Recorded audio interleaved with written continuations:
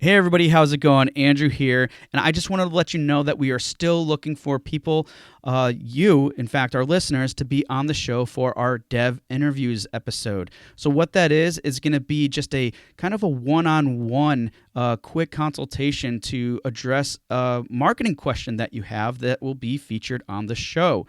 I already had some great conversations with other listeners that had a question. I addressed it for them, and then we had a discussion about it. And what was really cool about this is it allowed them to get the extra insight that they needed. It was really helpful for them, and also it was great for them knowing that that information would be helpful for all of you who are listening. On top of that, it provides them with a great opportunity to share more about their game and their project that they're working on. So if this is interesting to you and you would love to be on the show, then please go to rengenmarketing.com/dev interviews. There's a quick form for you there. You ask your question, and then I'll get back, schedule a time, and we'll have our quick discussion, and then you could be featured on the show. So again, rengenmarketing.com/dev interviews. Put your question in there. I'll reach out to you, and then you'll have an opportunity to be on the show in addition to having your question answered. And last but not least, again, just can't thank you guys enough for being such great listeners. Thank you. Let's get to the show. Hey, everybody, and welcome back to Indie Game Movement, the podcast that talks about the marketing and business of indie games. I'm Andrew Pappas. This is episode 261, where we're going to be talking about how to nail effective team building. When it comes to building a team for your indie game studio, people usually focus on the work needed to finish the project. Well, that's important. Knowing and understanding how to build a healthy team from the beginning is essential to greater productivity and a healthy work culture. Thankfully, Nicolas Hafner of ShinMera shares his experience and methods he uses to build an effective team that promotes active communication and a clear vision so they can work seamlessly together. So that's what we're going to be talking about right here today on Indie Game Movement.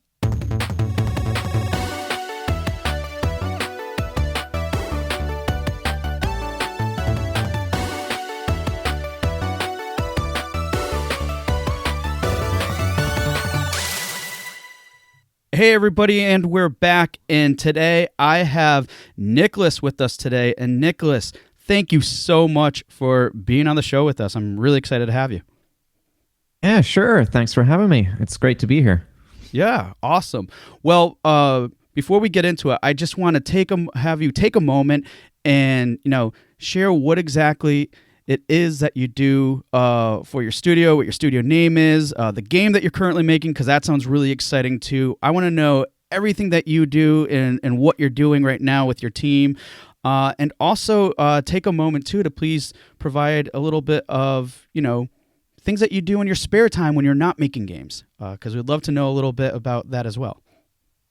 Right, sure. Yeah, I can do that. Hi, I'm Nicolas. I'm the founder of ShinMera Games. It's a very new studio that just opened last year, almost a year ago to the day. So we're a very small team based in Switzerland, and as the founder, I get to wear a lot of hats, so do a lot of everything. But primarily, I'm acting as the director, the sole programmer on the team right now, and as an artist. Nice. I also do like community management and all of that fun stuff. Wow. Cool. Yeah, it's a lot to do. In my free time, I just like working on my own projects as well. Like outside of games, I work on a lot of open source code stuff.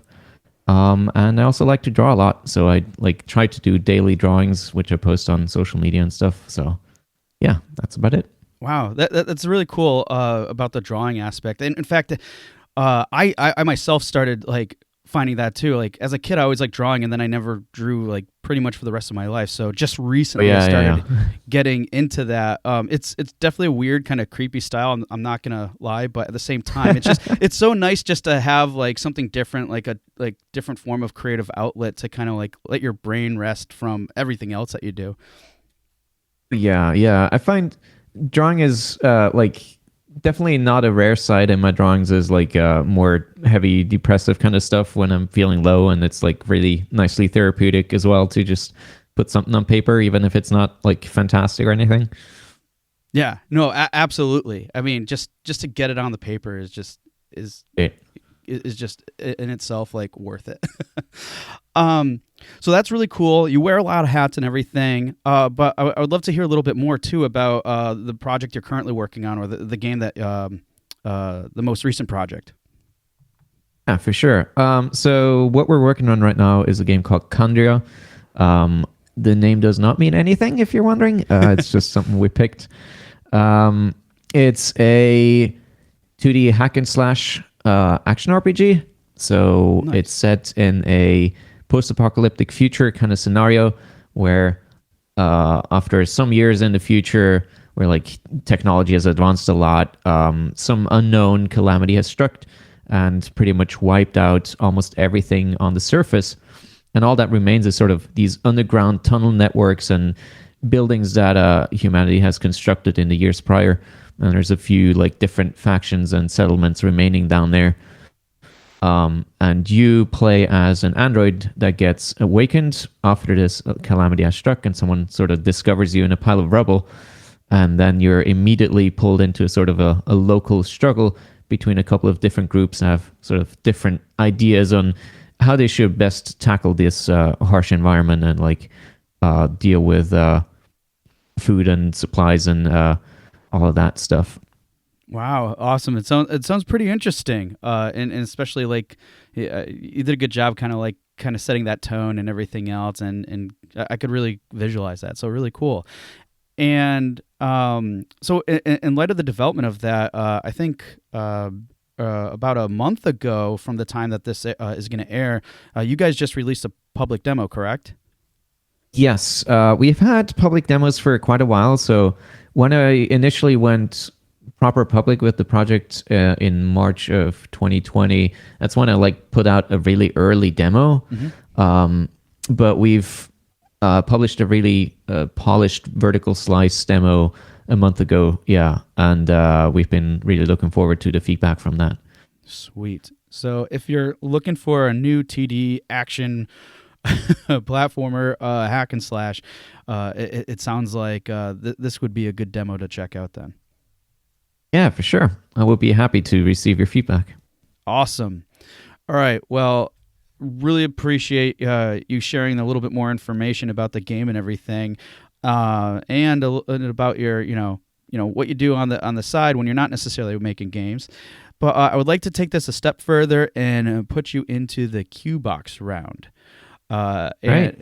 And for those of you who aren't familiar, it's just a series of random questions I prepared for Nicolas here, and he's just going to give me his quick and easy answer for them, unless he needs to elaborate. So, Nicolas, are you ready? I am ready as can be. All right.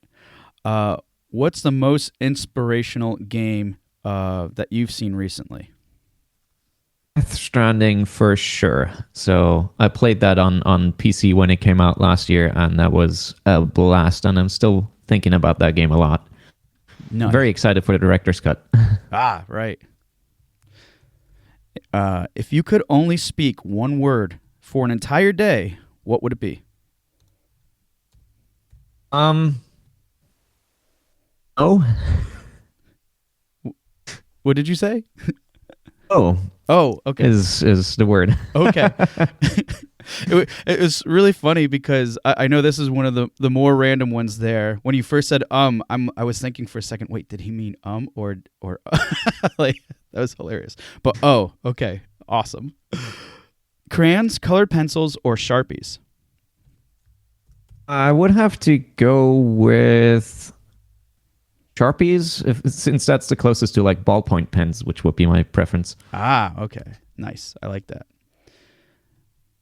And if you could speak another language you don't know fluently, what would it be? It would for sure be Japanese, since that's been a language I've been trying to learn for many years now, and I still suck at it. So, it's really interesting because I think I don't ask this question too often, but I think the common answer is Japanese. So this might be twice. Yeah. So okay, but and it's always funny because that's when I felt the same with too, and I actually know a little bit, but I pretty much know nothing now. But at any rate, yeah, it's so tough learning languages. Honestly, it's so much of a time commitment. Mental bandwidth. Like I'd love to get into it myself again, but it's just like it's so draining. But it'd be cool. Too bad you can't learn it like subconsciously while you're sleeping, right? Anyways, why don't they make the thing from like what was it? From the Arcane Games game where you can just inject into your eyeballs all the knowledge you need. Right. Yeah, there's that. Or Matrix. It's like, I know Jiu-Jitsu now. Like, just upload and be done with it. Give it to me. Right. What game are you playing right now? Right now, I just started Dragon Quest XI, the Japanese version of that. I had to like special import that to study it a bit more. Yeah. I need to get playing that more. I got it forever ago. I love it. I just need to play it more. I haven't even scratched the surface of it, so unfortunate. But it's such a big game, man. It is. It really is. But it's beautiful. It's absolutely beautiful. And yes. Good one. All right. Well, Nicholas, thank you so much for going the Q Box round and providing a little bit more information about yourself. Really cool to learn those things. But now we're going to get into our discussion today, which is nailing effective team building. And this one I really like a lot. I know the subject has come up a couple times on the show, but in previous episodes. But I'm really excited to ask these questions too, because we're really going to go a little bit more in depth in terms of how that works with you and your team. And I also think it's really helpful too, because of the size that you guys are. You're not necessarily a big, huge team. So and I know the dynamics can be a bit different when you're working with smaller teams versus bigger teams. And also having that mindset in terms of how do you keep that going. So again, really excited to have this conversation with you. And to kick it off, I was just like wondering from your perspective and experience, when do you think it's the best time to start team building? So from my experience, I think it's important that you already know what you want. So this is, I feel like in general, like for creative works, it's very important to have a vision of what you want. Because if you're meandering around, that's just going to, even if you have team members, it's just going to pull everyone down and just like slow you down and make things miserable. But especially if you look for expanding your team and like increasing production, you really need to know what you're going for. So I feel like late pre-production or like once you want to start production in full, that's about like a good time to start expanding your team, where it's not like where you're not in full steam of production of like how everyone's geared up and working on things, but you already know where you want to go. So I think that will be the best time to really expand on things. Nice. So just, I mean, really having that vision ahead of time as probably as early as possible, and then making sure that starts to become implemented kind of like from the get-go. So as early as possible kind of sounds like it, and to be mindful of those things, because like you said, you don't want to start getting into full production being like, oh, I need to like have this team, because then a lot of the focus and attention is probably on development, and then it's like it sounds like a lot of those things on the team building aspect can probably potentially fall through the cracks, right? Yeah, that's like one of the very basic management mistakes that a lot of people make, where they think, oh, we just have like, with 2 people we can do this much, with 4 people we can do double that much, so let's just hire more people and then we can be twice as fast. But it's just like especially the initial months of when you have new people are going to be much slower, because you need to get them into the team, like get them acquainted, like make sure they're comfortable, make sure they know everything about the project, where you're going, that they read through like all the material you prepared and so forth. So it's going to take a lot of time out of the existing team members' schedules. So it's definitely not like a button to just make faster, and you need to be mindful of that. Yeah, definitely a very important thing to make note of, because like you said, it's like a lot of people will just look at it, if we have 2 more people, that's double the amount of work. Great. but it's a lot more to it than that for sure. So I want to kind of take this in a different direction because, team building, yes, we can all understand the importance of it. But I want to really emphasize in terms of in discussing what it takes to build a healthy team. Because it's one thing, and you kind of like set the tone right there a moment. It's one thing to build a team, like adding more people, but it's another thing to making that a healthy team. And kind of what does that look like? So the question I'm curious about is like, the idea of building of team building in itself, sounds great, right? But it can also take a lot of work, probably to some extent. So Yeah. what are some good ways you think to approach this so it doesn't become overwhelming? Because I'm sure that can happen too.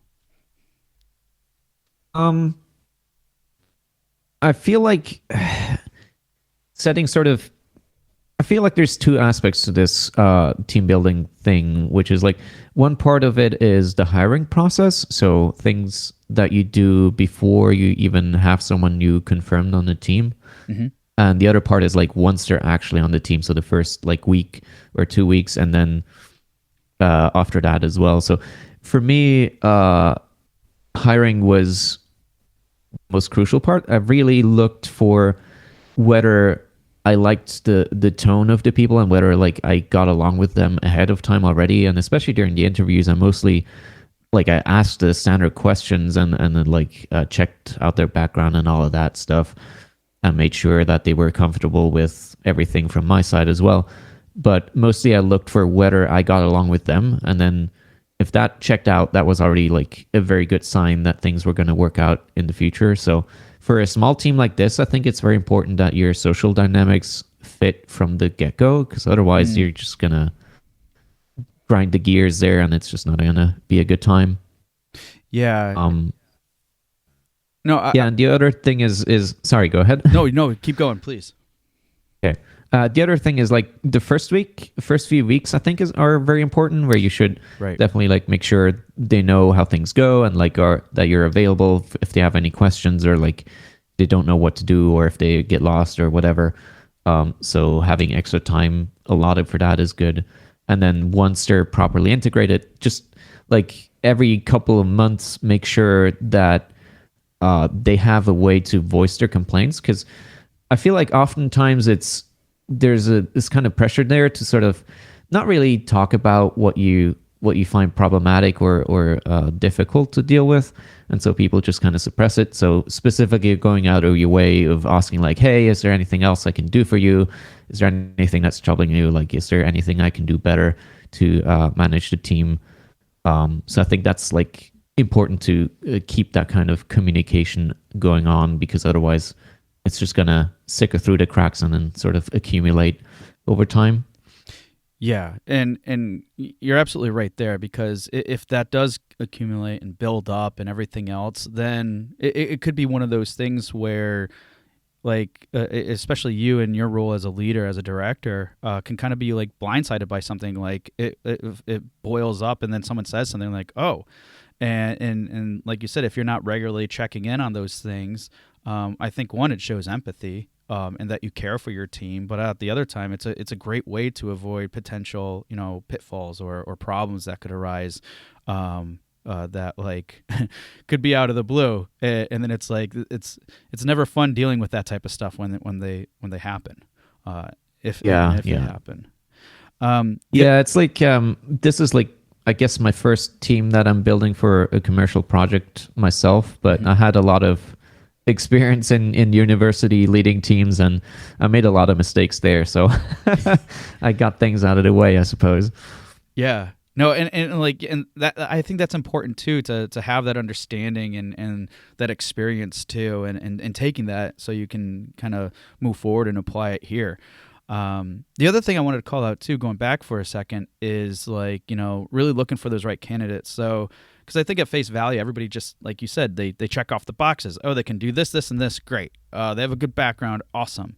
But it's like how do they really jive with you socially, or essentially the culture of what you guys have established, the work culture, and probably another thing too, and I'm sure this is also something that you're looking for too, is just like the ability to be open-minded about things, to look at things from different perspectives, and also come forward with like solutions, too. Because, and again, I think like having those types of open communications, like you mentioned too, after they're become part of the team and having those conversations, that like really promotes, I think, that mind of thinking and allowing them to be open about those things. Or if they're voicing complaints, it's not like they're complaining. They might see something like, oh, well, I noticed that you guys do things this way, and I was thinking perhaps we could do it this way, and it could reduce the time, productivity time, and we could be more effective in this area.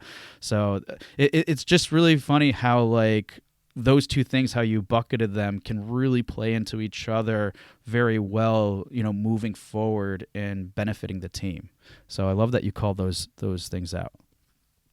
Yeah, thanks. I think one of the things also that's like people are becoming more mindful of nowadays is just also team diversity, like just having people from different backgrounds and with different experiences in their life is really adds value to it. But another thing I find important is, at least for like small teams, I understand for like bigger teams this is not really feasible, but uh, the way we handle things is that all of the documentation and information that we gather around the project is public to everyone. So even like our composer can look into like the code if he wants to, or he could check out our documentation on the writing and give feedback on that, so that like everyone feels welcome and like part of the project, and that they can influence it in some way, and it doesn't just feel like, oh, I'm only doing this, so I better like just forget about everything else. Yeah, I think that is really important. And to your point, like you don't necessarily see this in like bigger company aspects. Like for example, I come from a marketing agency background, and a lot of times like you have your different departments, and this can be applied anywhere, right? You have your different departments, and you're basically, to an extent, depending on your role, siloed within those departments. And then from there, like you can, and there could be a big project that's going on, but you don't necessarily know what else is going on in the other areas. And because of that, you could potentially feel removed from the overall project, even though yes, you are a team member of that project and you're contributing to it. You by being siloed in everything else, it could feel like you're not necessarily a part of it. And that could still probably easily carry over to even small projects. So I love that you keep those things open and transparent. So it's like, hey, look, we know this is your job. We're not asking you to do all these other things. We're just saying if you're curious, you want to know more, you want to be involved, or to whatever extent that's reasonable, it's open. You have the means to do that. Like the example you said, like even the composer could check out the code if they want to. Why not? Right? So I absolutely love that, because again, it's really a way of being more inclusive with your team, and really showing, instead of telling them, that they are a part of this whole entire project, not just their contribution.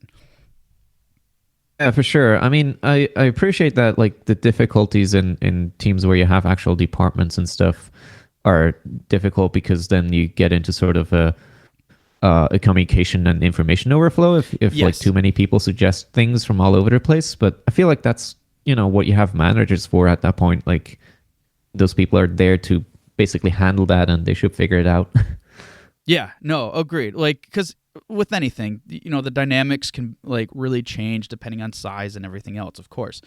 But still, I think what typically happens, and what it sounds like you're very aware of, is we can all get super caught up in the work that we're doing, and by doing that and by being so focused there, we generally, as people, as human beings, we'll forget about, hey, there's more to this than just what I'm doing.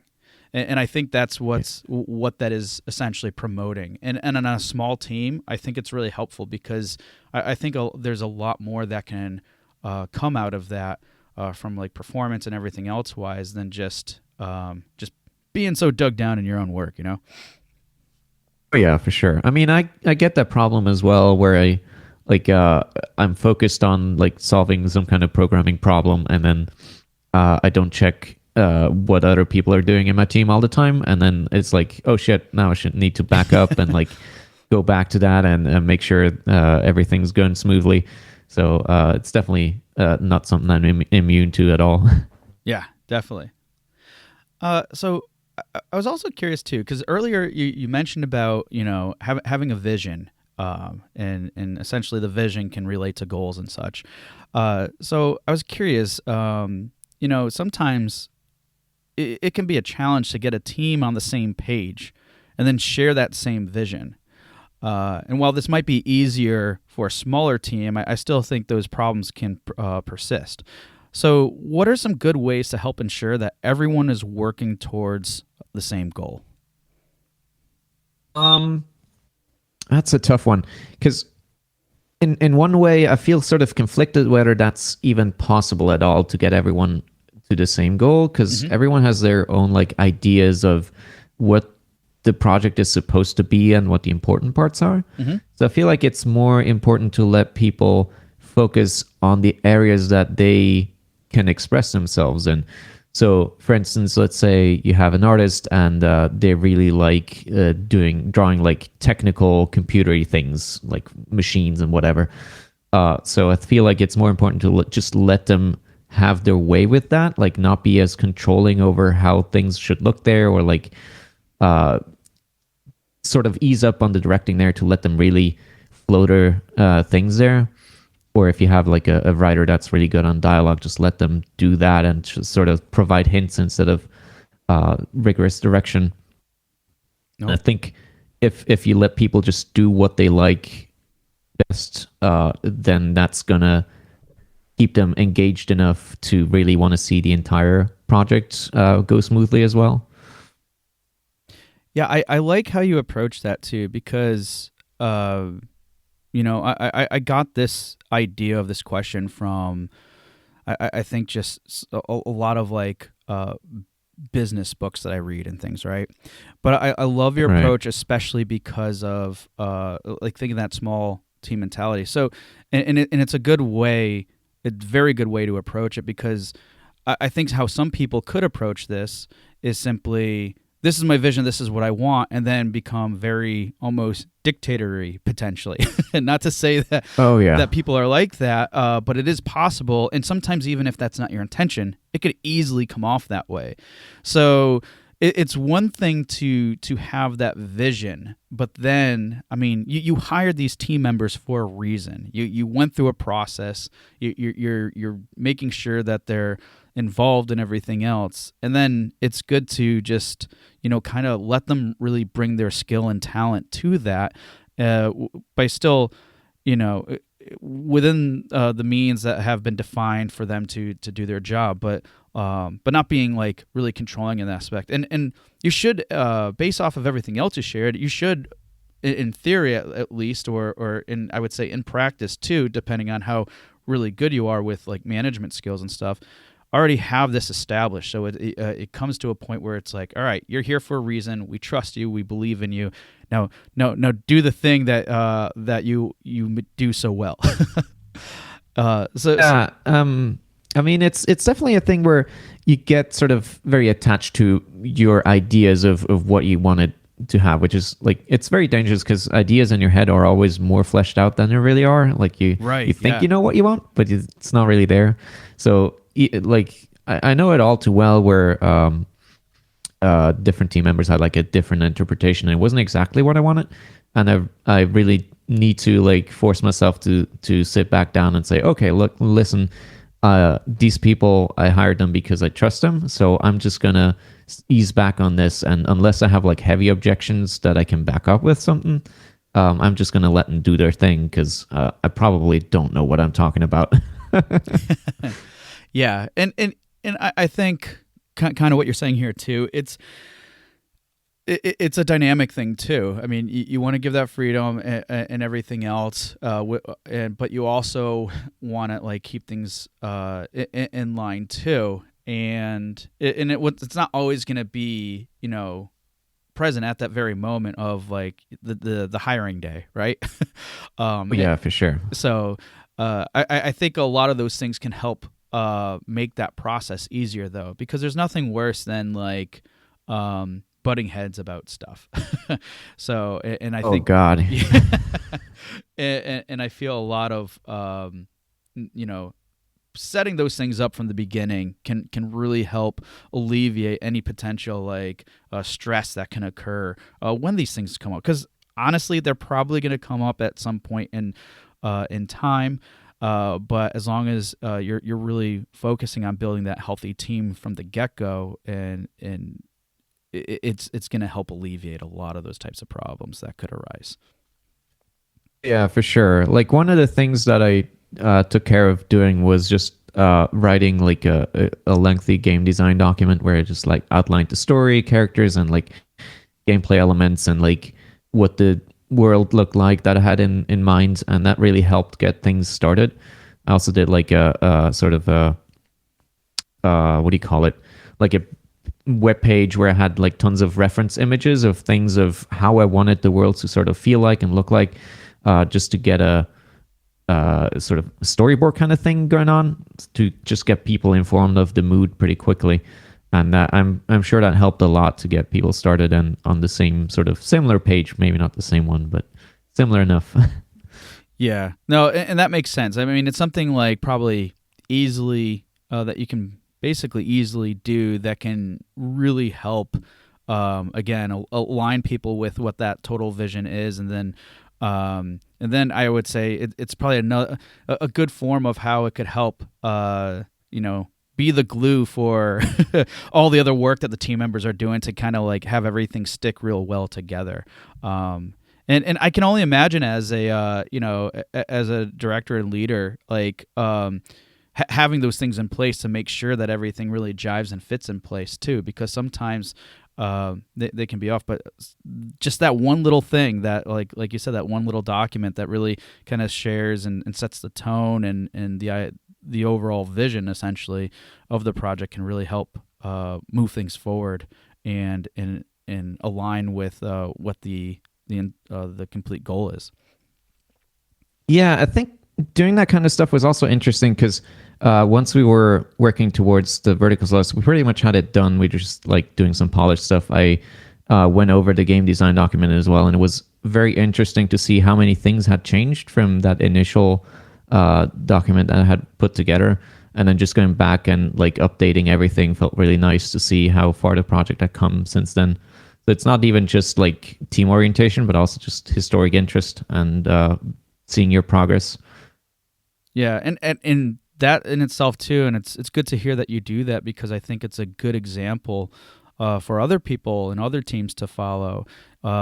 Simply because it's like you look back, you're like, oh, okay, like we made some like a lot of progress here, and even though it was something, let's say, as simple as that document, to see that progress, to see the growth and everything, it can be really beneficial from I guess a growth perspective, and because sometimes we can get really caught in the weeds on the day-to-day stuff, but when you look back at those things and take that moment to kind of reflect and not just reflect, but see where else you can improve upon and identify those things, it can really help with confidence and so many other things too.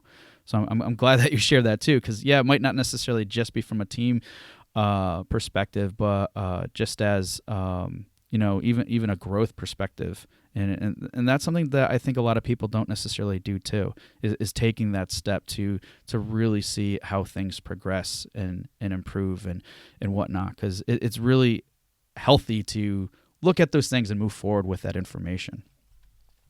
Yeah, I mean, especially for smaller teams, I imagine this is all too common an occurrence. I know it is for me at least, where I get too caught up in things, and then like I look at like what we have right now and compare it in my mind to what I think we had like 4 months ago, and it feels like, oh no, we haven't made any progress at all.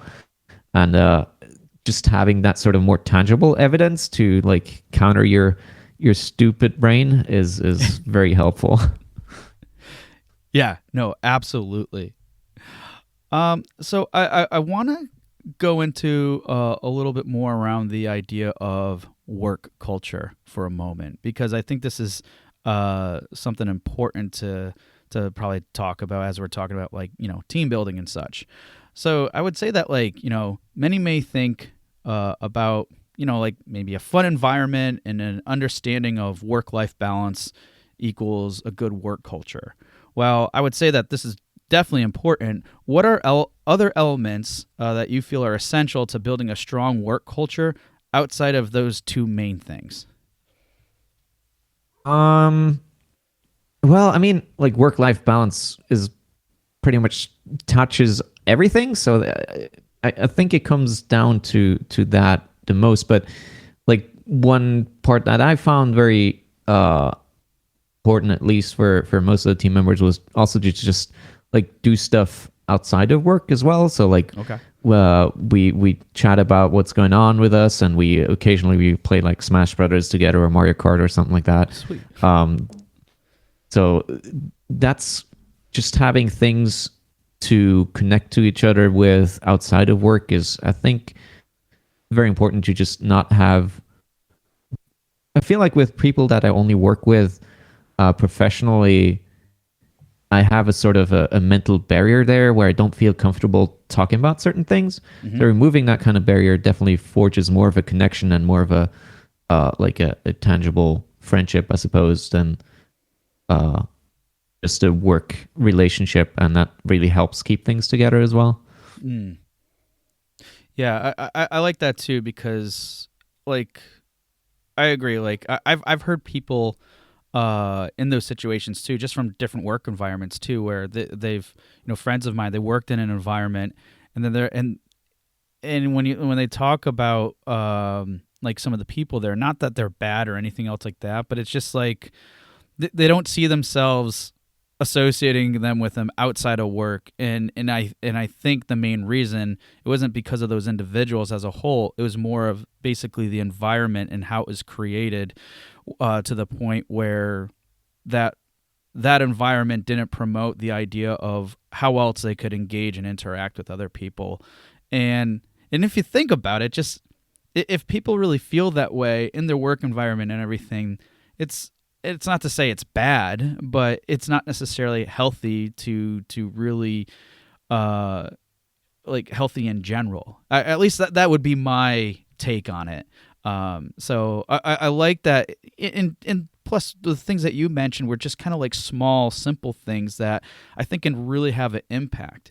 And because if people are feeling that reserved within a capacity of, I can only associate or talk with this person at work in a professional environment, and then outside of that, then I think it it limits the level of communication that teams can have with each other. Yeah, for sure. I just wanted to add though, like one thing that like I've seen in the tech space, a lot of companies where they have like some kind of pep talk of, oh, we're all just a big happy family here, or like on their hiring papers they have like, be part of our family or something like that. And I don't think that's not it at all, because that's very different from just being buddies and hanging out. Like I think the distinction between work and leisure is very important still. So like, Yeah. sure, you should have a connection to your coworkers outside of work, but the outside of work part is like important. So it's not that work becomes your family. It should be like your family becomes work as well, sort of kind of thing. Yeah, yeah, because you're right. Because I think sometimes those distinctions, or those things that we see from, like you say, in the tech company, it's just, I don't know. It just, I think for some people it can kind of be off-putting to a degree when they're trying to do that. But it's but at the same time, I think their intentions are pure and mean well. So yeah, it's one of those things that I think can be a little bit tough from that perspective, to kind of like nail it down. But again, so I guess the best way of saying it is, I mean, you said it best, really, but to not be nail any of those things too down, or be, I would say, too overbearing with that ideology of oh, our join our family here, like type of stuff. Yeah, I mean, maybe I'm just very cynical, but there's also a very like sort of calculative and dark side to that, where they want you to be so comfortable at work that you just don't stop working, right? Yes. And I Yep. think that's another thing that's very dangerous, and people need to watch out for. So like one of the things that I'm trying to be very strict about is overtime. So even if people are just like, oh, I'm working a bit overtime to do like this thing, and I'm like, can you not? You can do that tomorrow. It's fine. Just Yeah. gotta really be sure that you can make this kind of disconnect happen. Yeah, absolutely. Because again, it still comes down. You're right. It still comes down to kind of the good work culture of having like a work life balance in that respect. But when people start bleeding that into that, and especially if it's from like the mindset where, and it's really hard to like determine this, but you're right, in the tech industry, and there's a bunch of others too that they'll make that the case where, but your family, and it's okay to put more time into your family, right? So Yeah. and it can really blur those lines sometimes, even though they may promote or say otherwise.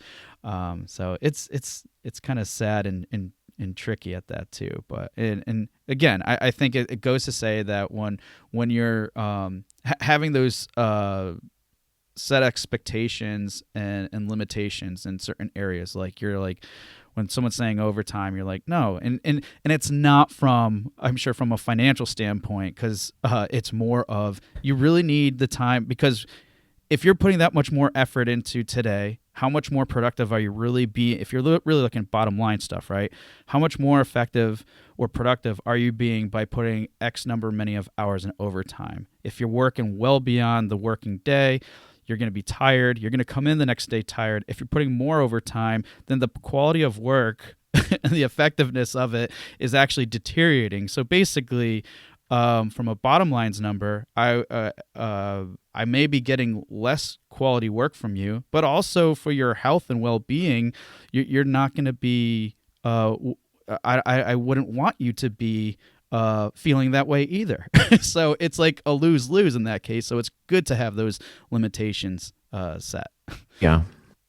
Definitely. Yeah. I mean, even for myself, I think probably my average productive hours during a day are maybe like 5 hours or maybe 6 on a very good day. So even though I have like it's supposed to be 8 hour workday, it's like if I'm not feeling like I'm doing anything, then just do something else. Cook some nice dinner instead. It's like, why bother sitting there doing nothing? I'm with you 100%. Sweet. All right. Well, all great stuff about like really promoting a healthy team environment and everything. I want to kind of shift over a little bit here to actually it relates a little bit, and I don't know, I honestly don't know to what capacity you work within this means, but would love your take on it. With lots of us finding ourselves working with others in a remote capacity, how do you feel like some of the things we already talked about would apply to like a remote environment? Like so go ahead. No, keep going. Sorry. My team is fully remote, so everyone's living somewhere else. And we haven't had any physical meetings yet. So, but next month is like games industry conference in Poland, and I'm going to be meeting up with one of my teammates for the first time. So that's exciting. Sweet. But yeah, it's we're all fully remote, and I think remote work is mostly good, because I feel like not to get into too much political stuff or whatever, but I feel like office floors are such a waste of real estate. That and especially like the commute hours, like if you work 8 hours a day and then you have another 2 hours of commute, like what do you have left of yourself? You still need to like cook and clean and all that. Yeah, and if that you have sounds families, crazy. you could potentially never see your kids really. Oh yeah, too much of that. But yeah, I feel like for those parts, like working from home is great, and the problem is more like again with the kind of disconnect. Like Yes. if people are working for remote, you definitely need to be stricter, even more strict on like making sure people actually leave and use their time, and make sure they don't just hang around on the computer for too long. Uh, so that's like I feel like the biggest challenge there isn't really getting people to work, but getting people to stop working. Nice. And then, so if they're working and stuff, usually I would say at the times that they're working, um, you're not necessarily, because that I think that's the other thing too. People might think about is if they're not necessarily always, because I would say a lot of us are probably fairly used to, especially before the pandemic, um, you know, uh, office space type environments to some degree, and because of the less frequent interaction, because you're not necessarily always, I hope not, pinging someone like in a chat or something like that all the time, right? But so I guess in that remote capacity too, like what are good things to do for some of the other things that you mentioned too, like just not necessarily keeping tabs on people, but more of like kind of doing little check-ins here and there. Is it a matter of just being mindful of that and scheduling those types of things so that you're making sure that they're always happening opposed or happening more frequently than I guess forgetting about them or something to that extent? Yeah, the way we do it is just we have we used to use Discord, but then we moved to Slack. So we had just have a Slack thing where we Mm. have different channels for different like things. We have an art channel, a music channel, and like a general channel, and then like a rest of the things channel. And then we just like post updates there if we have something to discuss or like questions for the rest, or if we have something to show off. So it's just like post when things are happening, and then people can chime in and react to that. And in addition to that, we also have like every 2 weeks we have a meeting where we just or like just through voice where we hang out for like an hour or two and chat about what happened and like what's going on and what our plan is for the next 2 weeks, so that we make sure people know what's going on and what we're working on, and make sure that like any problems or like confusion are cleared up. So Nice. Yeah, and I like that too, especially in those like those tools you mentioned, Slack or Discord, because it's also one of those things too where um, you can post some stuff there too, and of course there's other channels if there's something like an emergency, which I would hope are for most people are very limited. There shouldn't be too many emergencies. If there are, that's saying. That's saying something else, I guess. But because of these channel of communications, it's like they're and people will check in, but it gives it a little bit more flexibility. It's like okay, where there's less distractions, right? So you can check in when you're able to and everything, opposed to being in a work environment, in an office environment rather, where someone, oh, it's on my mind, I'm passing by, I'm going to go in and see how they're doing and ask them this question, because then it's like that could oh be very yeah, distracting. And I know for a fact I always hated that being in an office oh where yeah. it just come on. So That's why like most people wear headphones and just don't listen to anything in the office because yeah. it's just too distracting. You can't focus on anything. And yeah, I think like personally, I grew up with like IRC and stuff like that. So I'm very used to sort of the asynchronous kind of communication where you post something into a channel and then you just wait for a while until someone replies or pings you or something like that. Yep. But I can see how people that are used to the office kind of thing can struggle with that, and I think it's more just a thing to get used to.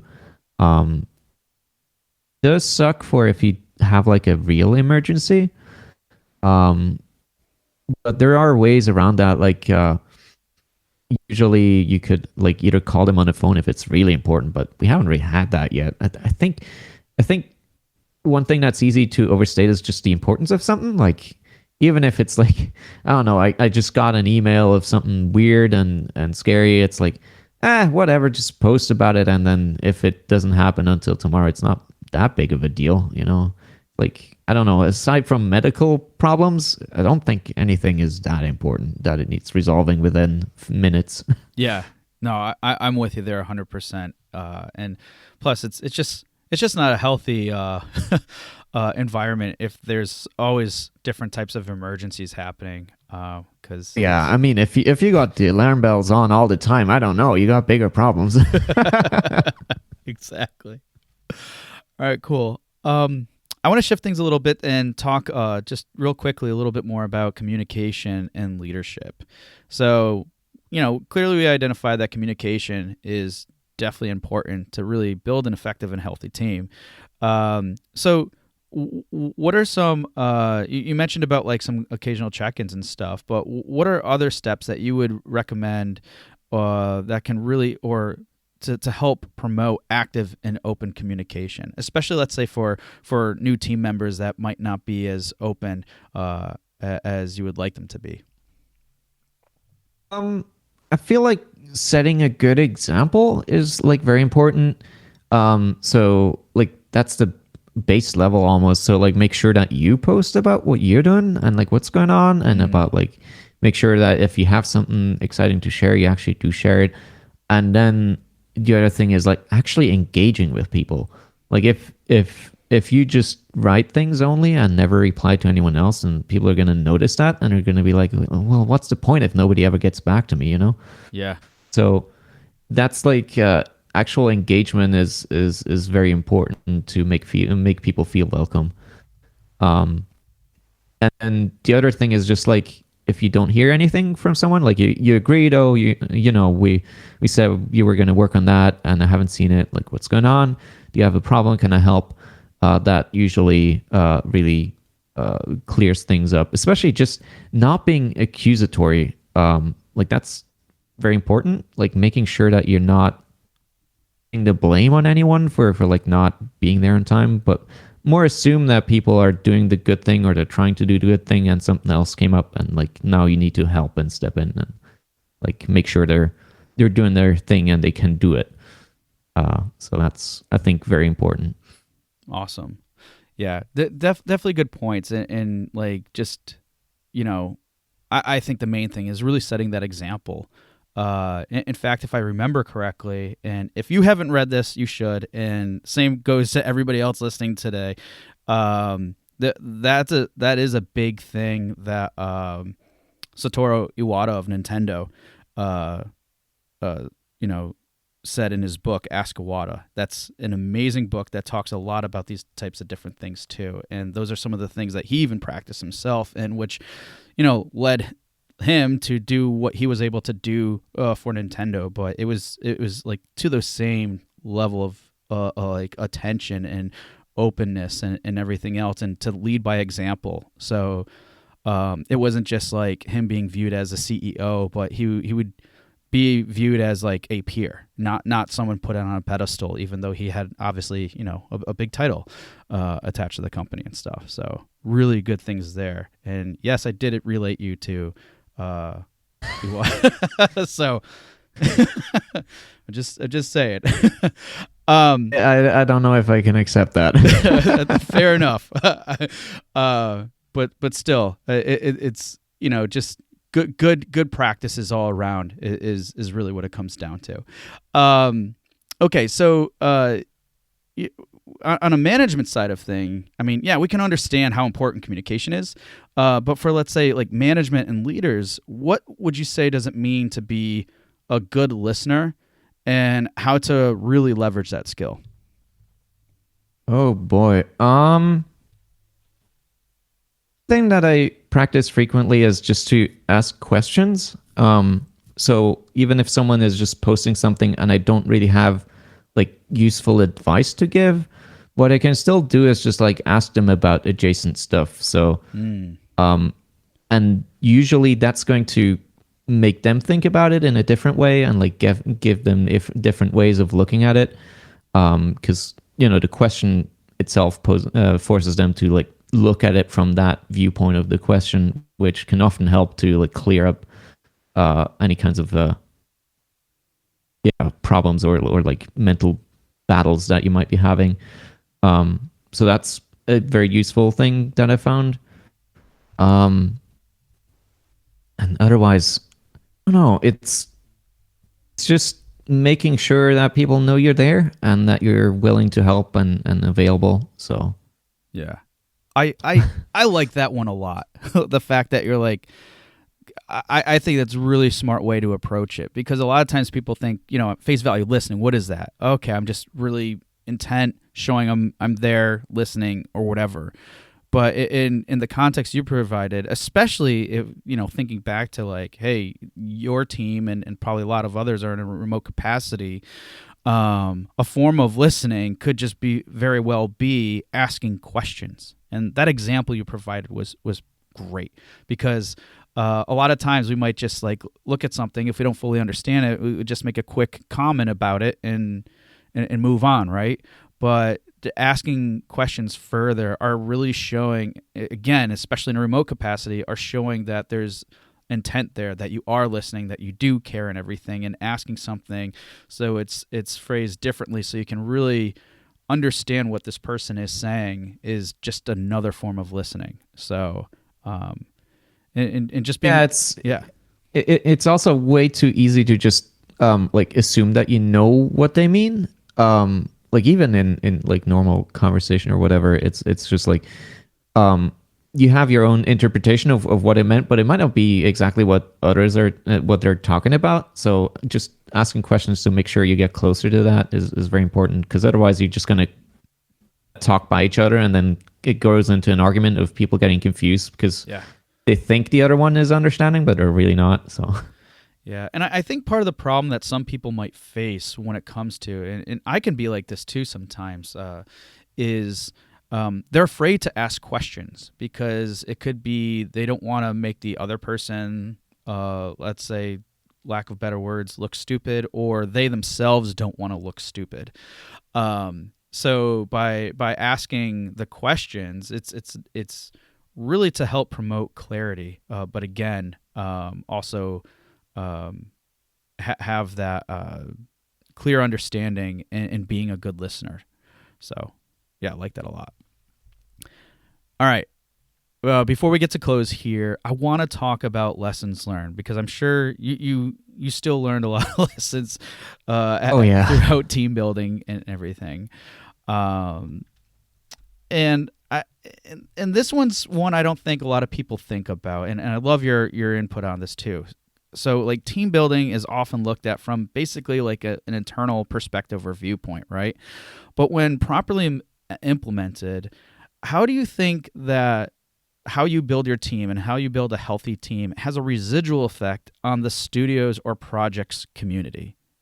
And I'm talking about like, fans, people who are following you, that type of thing. Yeah. So one of the things that I made sure to always ask during the interviews with new hires was to ask whether they're comfortable talking to the community at times. Because one of the things I do is I have a mailing list where we post weekly updates on what we're doing. And I allow each of the team members to like write a short blurb about what they're doing and their input on stuff. So if they want, they can like provide that there. But I also wanted to make sure that if fans did have like questions specifically about some aspect of it, that the team member would be there to be able to provide a better answer, because I certainly don't know anything about composing. So it would be weird for me to try and answer that question.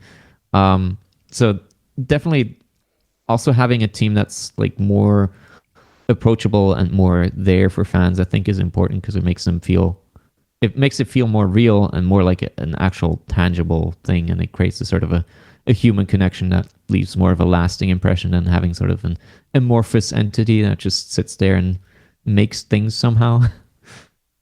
Yeah, I like that too, and plus to that level of degree where of involvement, I think it says a lot about the team and how it reflects really I would assume I definitely would believe and have seen it that it reflects very positively for the fans, for your followers and stuff, where it's not just like the same person always talking about the same thing, but you're actually getting it from individual team members, and to see them like And it's not to say just like a single voice coming forward with the different things is bad or anything, of course, but I think it just gives it another level of transparency that you may not typically see with studios, especially like larger ones, right? But even if they do like a featured section from someone from a department or things like that, that's cool.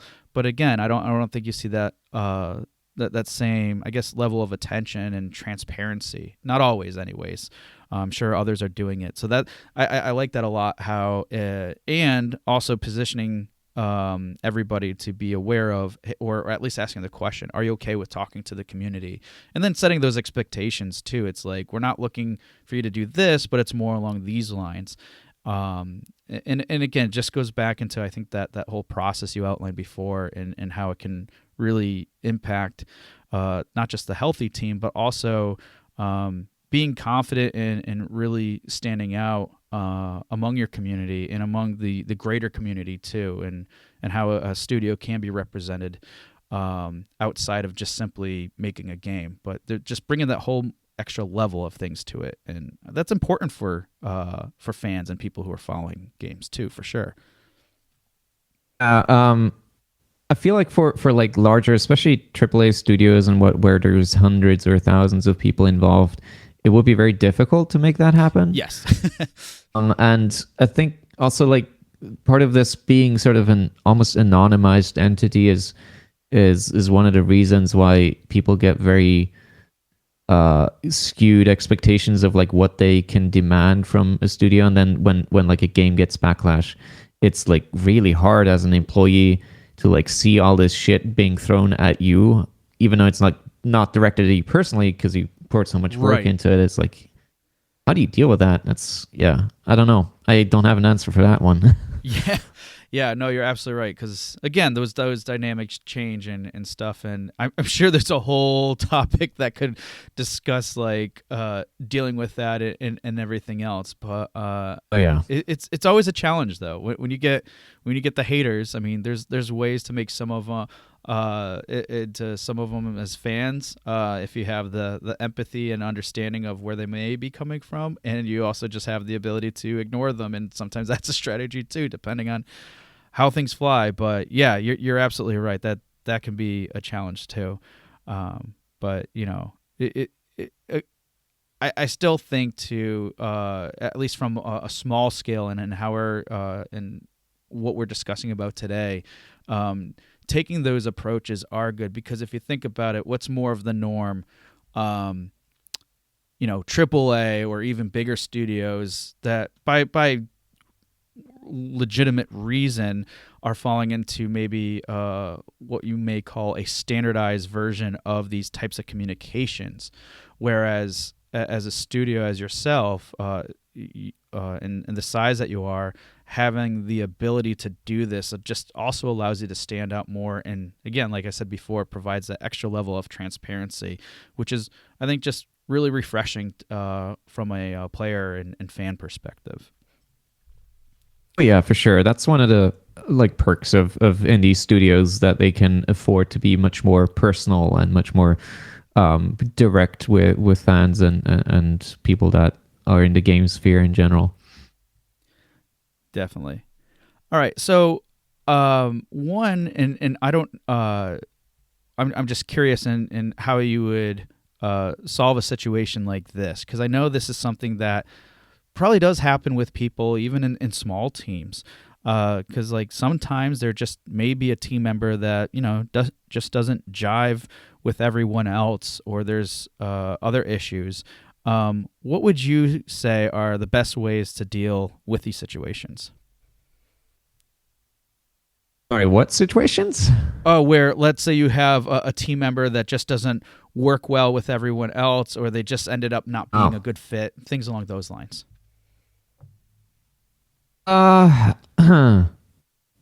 That's really tough. First part, I suppose, would be figuring out or trying to figure out why they're not fitting in.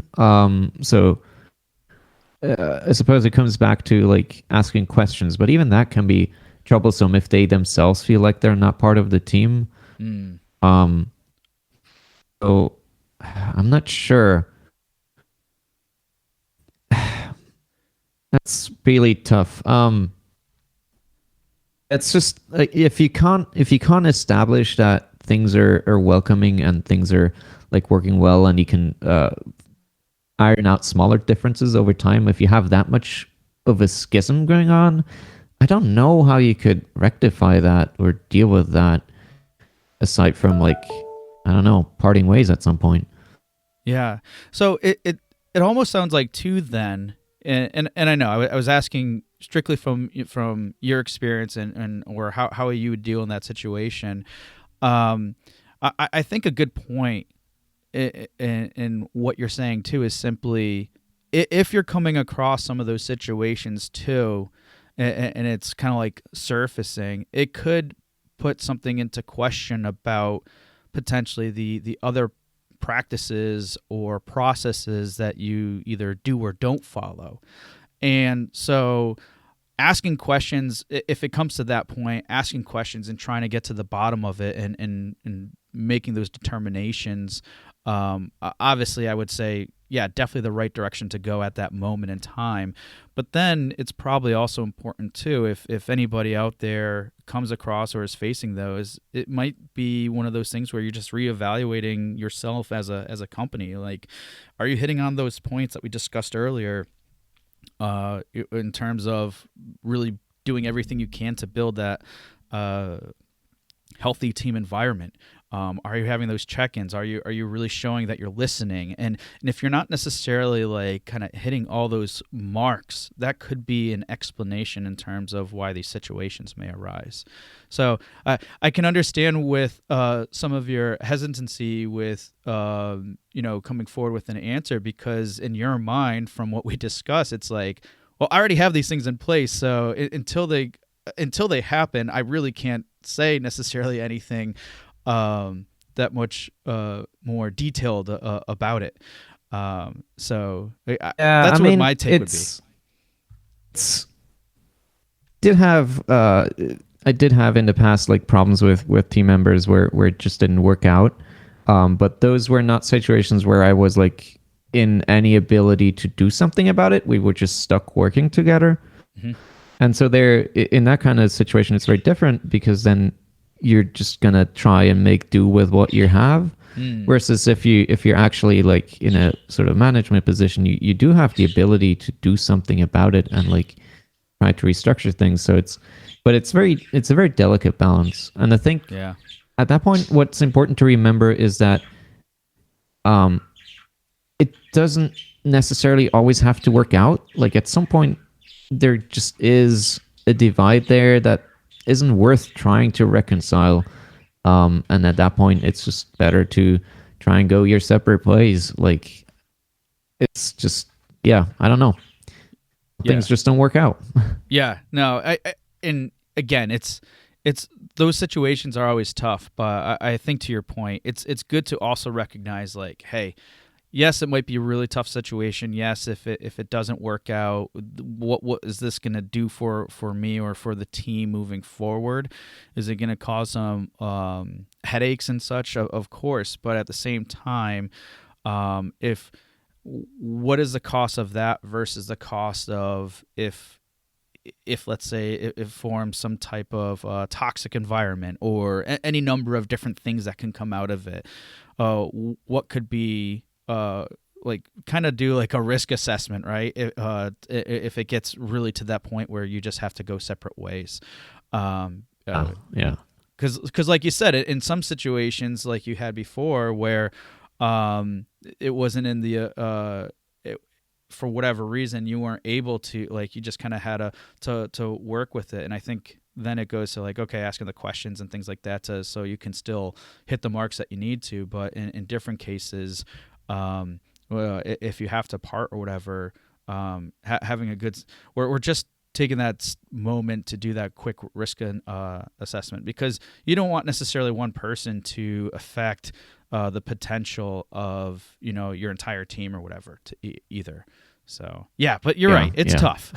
It's always tough. All right. Cool. Well, I know I put you on the spot with that one, but I really appreciate like the all thought right. and process you went to answer that, and it is still like a good response to a difficult thing because I'm sure a lot of people would have those challenges, and it's hey, if we can provide some insight to help people if they ever come in these situations or anything that we're talking about today, I think that in itself is extremely valuable and helpful for everybody here. So, knowing that and talking about helpful stuff, as we close, are there any like out of everything we talked about today, are there any like 3 tips or suggestions that you would highly recommend based on our discussion today? Yeah, sure. I would say first of all, if you are in like a leading position, it's the onus is on you, so to speak. Like it's your job to make sure that people see you, that not only that you are open, but also people see you as actually open, and that they can talk to you and like speak freely and voice their concerns and have input on the project. But also, so I guess that will be like point one. Yep.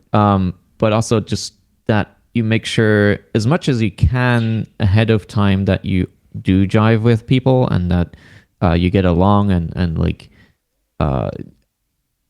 work with together, not just as like a team that can do stuff, but also as people that can chat with each other and like share their own a piece of their own world, so to speak. And I suppose the last point would be to try and make sure that you are aware of yourself as well. And that's one of the toughest parts, like noticing when you yourself are like letting up on doing something like, oh shit, I noticed I didn't like check up on this enough, or like I promised to do this and I didn't do it. And like noticing that and owning up to it and like making sure everyone knows that you're trying to do a better job, even if you fucked up at one point. Like that's also very important. Yeah, I think like that's probably definitely a really good one too. Just basically showing humility and being humble in that respect, because it says a lot. And not only that, I think you'll get a lot more out of your team too, where it's like, oh look, I messed up and I know I did, because I think it can reduce any type of in most cases reduce a lot of tension that could have come out of those situations if there was any, right? Like when you call out to that stuff, they're like, okay, you know what? I make mistakes too, right? It's a lot more relatable and everything else. But of course, it's also important that if you call yourself on those things, to do something about it too, not just keep calling yourself out, because that just doesn't look good. All great points. I really appreciate you sharing those and super helpful. All right. So as we close here, Nicolas, again, can't thank you enough for being here. But before you leave, please share us. How can people find out more about Candria? Like, do you have a website and more about your studio, ShinMera? And is there a good way to reach out to you if people have questions, or just give us all the details and so people can learn more or get in contact with you? Right, time to hit those subscribe buttons, I guess. Yeah. Yeah, sure. Our game is Candria.com, so that's KANDRIA.com. That's our game. You can read the info there. You can subscribe to our mailing list, which will give you access to our new demo. Awesome. It has a trailer and Steam link and all of that fun stuff on there. About me personally, I'm ShinMera on pretty much everything. So if you see that username somewhere, that will be me. I have a website, shinmera.com. That's SHINMERA. You'll find links to most things there, as well as like things about me and what I do. There'll be an email contact there as well, but that's shinmera@tymoon.eu. And social media, like primarily I'm on Twitter, so twitter.com/ShinMera will be my primary contact. Yeah, but if you have questions, I'm always available and happy to answer anything. Awesome. Well, again, thank you very much for being on the show. And people, if you want to check out Candria, and go to the site, as he mentioned. It will be in the show notes, and click subscribe, and you'll get that link to the demo as well. So, Nicolas, thank you so much for being on the show and really sharing how to build healthy teams. I'm sure this is something that a lot of people are going to find very useful. So, again, appreciate your time here. Yeah, thanks a lot for having me. This was a lot of fun. I hope I had some useful input. Hey, everyone. Thank you for listening to another episode of Indie Game Movement. I'm Andrew Pappas, your host, and the show's producer is Mustafa Price. If you enjoy and value the show's content, you can support us even more by going to Patreon and visiting www.patreon.com/IGM podcast and select the tier that best suits your needs. Show notes for this episode can be found by visiting rengenmarketing.com, the number episode of the show. Rengen Marketing is a consulting marketing company that helps indie devs with their marketing efforts. Whether you need guidance with your game's marketing strategy or could use a free marketing plan template, then please visit www.rengenmarketing.com and take action. A special thanks to Dakota Saw for Season 2's opening theme and Melissa Gellis for the new logo design. And as always, thanks for being such great listeners, and we'll see you next time on Indie Game Movement.